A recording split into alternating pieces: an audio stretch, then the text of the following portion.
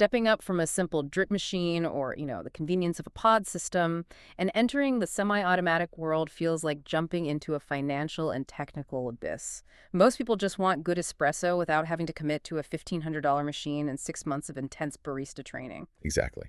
And that need for an accessible entry point is why we dove deep into one specific machine today, the CASABREWS CM5418.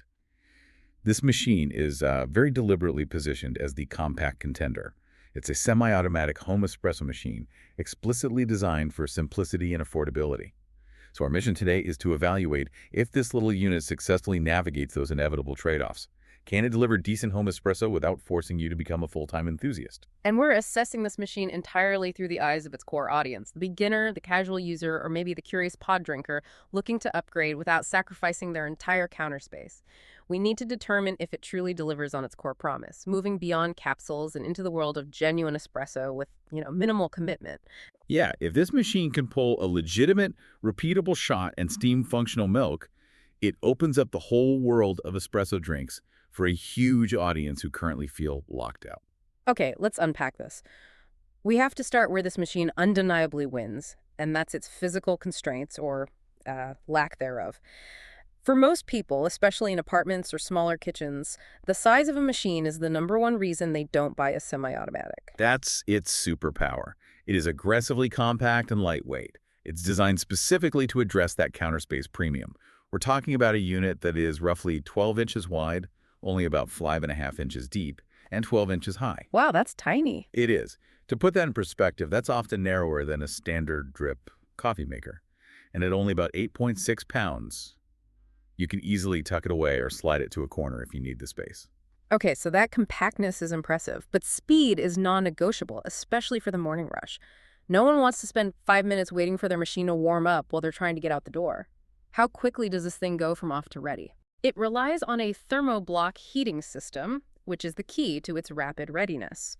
So unlike traditional machines that often use a heavy boiler to heat a large volume of water, the thermoblock heats water on demand as it passes through a coiled aluminum block.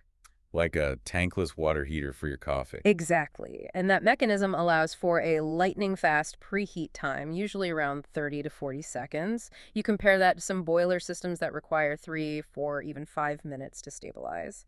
For the casual user, that speed significantly smooths out the morning routine. Plus, it usually translates to a lower energy footprint. Right. Now, despite that tiny footprint and rapid speed, we looked at the extraction specs, and this machine isn't shy about pressure. It looks surprisingly mighty under the hood. It is, and this really speaks to its value proposition. It has a powerful 20-bar Italian pressure pump. Now, anyone who knows espresso physics knows you only really need around 9 bars of pressure for the actual extraction, so why 20? Yeah, why does it need 20 bars if it only uses 9? Is that just marketing fluff? Not entirely. While 9 bars is the ideal stable pressure, that 20-bar capacity ensures you have enough overhead to overcome inconsistencies. So if your tamp is a little uneven, or if the grind isn't absolutely perfect, the pump has the strength to build and maintain the necessary 9 bars. For a beginner, that added capacity helps guarantee that the machine won't choke. It's a definite point of good value for money. And crucially, for someone just starting out, the list of required accessories is short. They give you just enough to jump in. Absolutely. The barrier to entry is minimal. The unit has straightforward controls, just buttons for power, single shot, double shot, and steam. And most importantly, they include the essentials: the 51mm portafilter, the crucial dual wall baskets, and even a little plastic scoop tamper. You can literally take it out of the box, buy some pre-ground espresso, and start brewing immediately. That immediately gets us to our second and probably most important section, the core design philosophy here, which is forgiveness. Reviewers consistently call this machine exceptionally beginner-friendly, and that friendliness is a deliberate technical choice. This is where the deep dive really begins. To understand the user-friendliness, you have to understand the difference between the included dual-wall or pressurized baskets and standard single-wall baskets. This one design choice is the entire secret to its success for beginners. Okay, explain what those dual-wall baskets are doing internally, because this distinction, it really separates the purists from the pragmatists. Well, think of a traditional purist espresso basket. It has hundreds of tiny holes. To get a perfect shot, the pressure has to be generated entirely by the resistance of the coffee grounds, the puck. If your grind is too coarse, water rushes through, the shot is weak, too fine, and the machine Oh, chokes. I've been there. I spent 3 weeks trying to dial in my old grinder and just kept choking the machine. I almost threw the portafilter across the kitchen. That's the exact frustration the dual wall basket solves. Instead of relying on a perfect puck, the dual wall design creates artificial back pressure. How does it do that mechanically? The brewed liquid first passes through the usual layer of holes, but then it hits a solid secondary wall.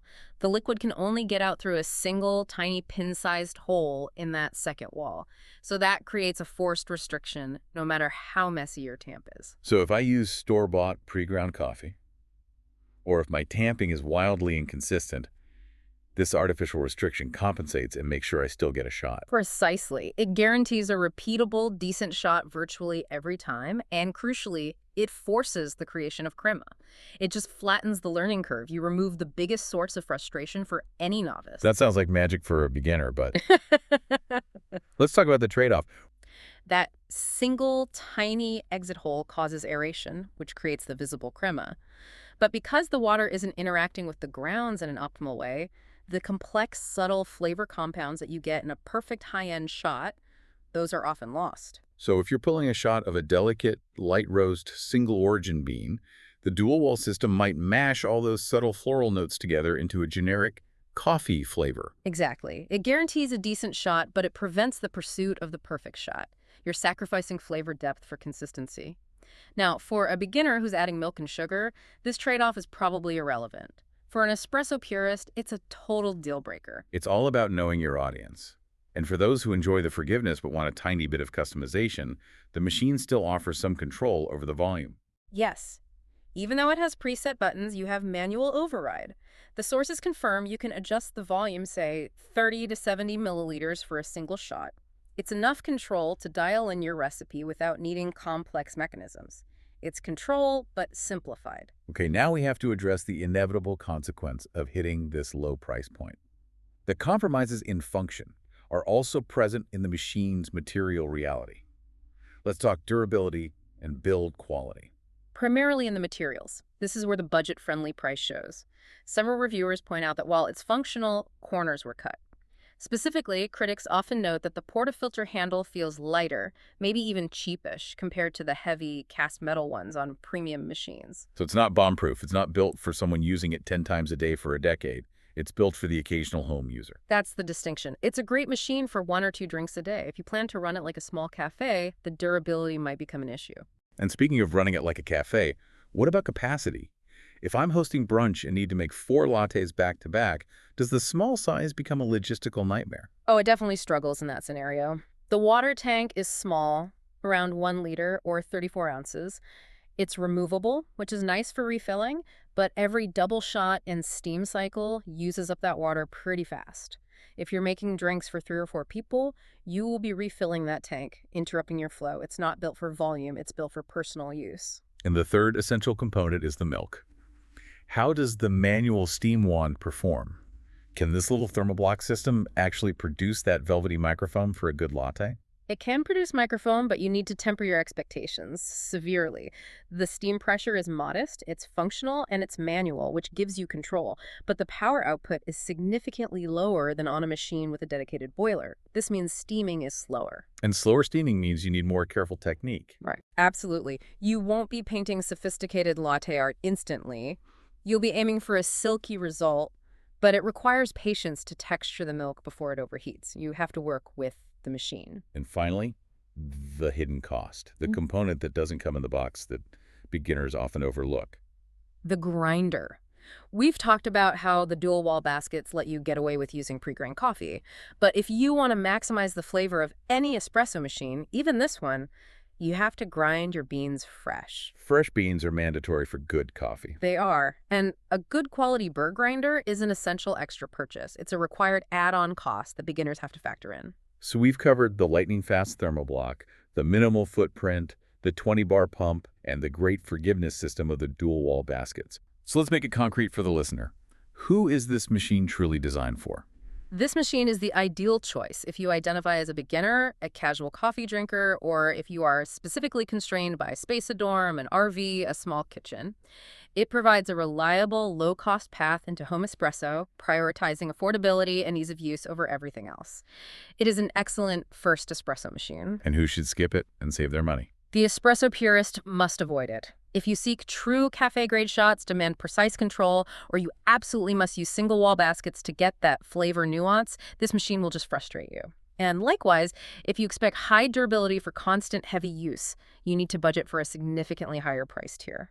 And that leads to our final provocative thought for you to consider. The CASABREWS CM5418 is not engineered to be the last espresso machine you'll ever own.